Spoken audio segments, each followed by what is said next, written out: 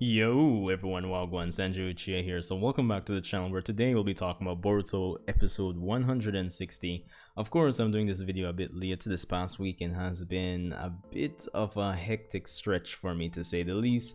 So apologies for that, but let's get right into today's discussion. And of course, if you haven't subscribed, I would appreciate the help as we inch closer and closer to 1,000 subscribers. Appreciate the support. Leave a like, leave a comment. Let me know what you thought about the episode and just your expectations going forward for the car activation expanded mini arc, I guess.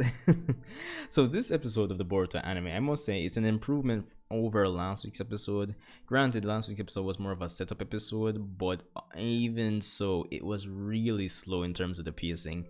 This episode really picks up said pacing as we dive into Boruto and company going into the land of silence to investigate the answer to everything in the Naruto universe, Hashirama cells.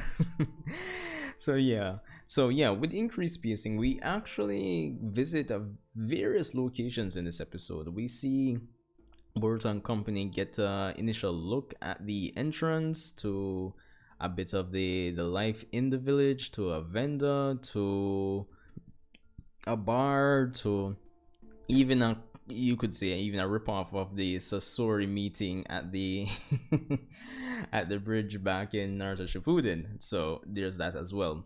Personally, what I liked about this episode is the contrast that they try to set up for Boruto specifically.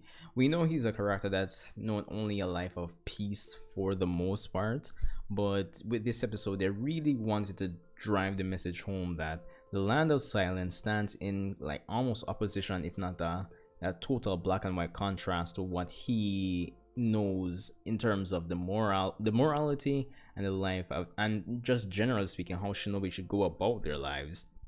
So we see it in even him questioning the kid that was younger than him in this episode, stealing just to survive. We see it in him seeing the vendors selling shinobi headbands that, you know, of course they're legitimate ones, and just things like this that really highlight the contrast. They emphasize the contrast that they want to portray between Boruto's perception of the world and life in the land of silence.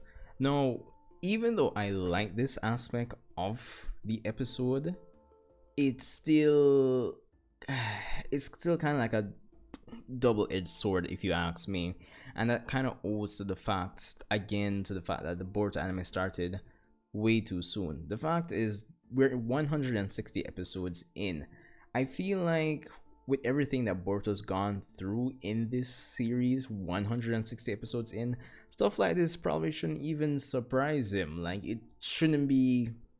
Granted, he didn't like freak out and he didn't have to like compose himself or anything, but I think we're at the point that none of this should be too surprising, honestly.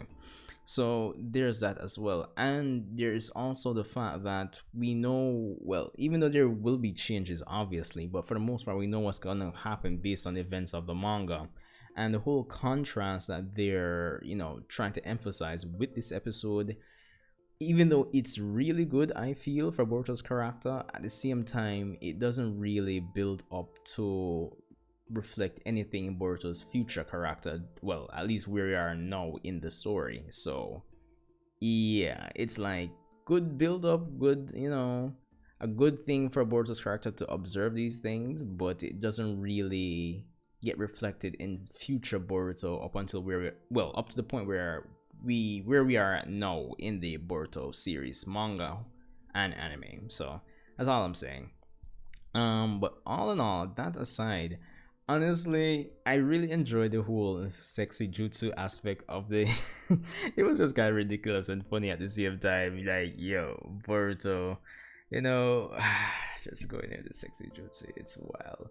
But honestly, I appreciate the approach that they went for in this episode with the whole, based on how everything's set in the land of silence. They're in a position where they can't actually reveal that they're from one of the 5 great nations, but at the same time they have to get the information some way somehow. So it kind of goes back to the stealth and espionage that shinobi should be specializing in, and I felt like that was one of the merits or one of the pluses for the episode. It kind of helped bring this series, or it kind of felt like it was, paying tribute to what, Naruto, like one of the basic, charms of Naruto back in the day. So that was pretty good as well. And of course, I'm pretty sure if you watched the episode, the ending where we have them obtain or basically capture the Dr. Kirashiki, that's his name, right? Totally forgot. But yeah, capture him and basically get the time of when he was supposed to meet somebody, obtain some money, well, for the Hashirama cells, more or less. And honestly, I'm watching it, I'm like, yo, this is like straight up like the meeting with Orochimaru and Kabuto on the bridge when Naruto went four tails. It's like straightly ripped from that, honestly, because I'm getting that kind of vibe. But it doesn't seem like it's going to last long based on the next episode preview. But that was like I guess for those of you who've been watching Naruto for a long time, you'd recognize that callback there. So yeah, there's that.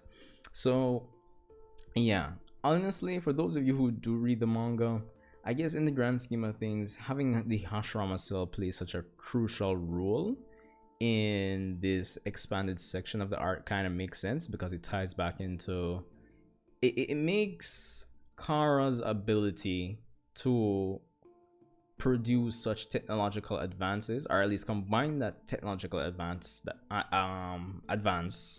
that we see in the Boruto era in general, especially with Kara, with the Hashirama Cell. It kind of makes sense why the members of Kara are the way they are in a sense. So yeah, I kind of like that. There's more context here, but it's still, for the most part, I feel could be more concise.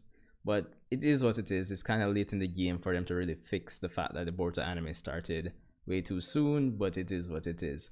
All in all, I thought it was a pretty decent episode. The pacing really helped me stay like in tune, kind of engaged with what was happening.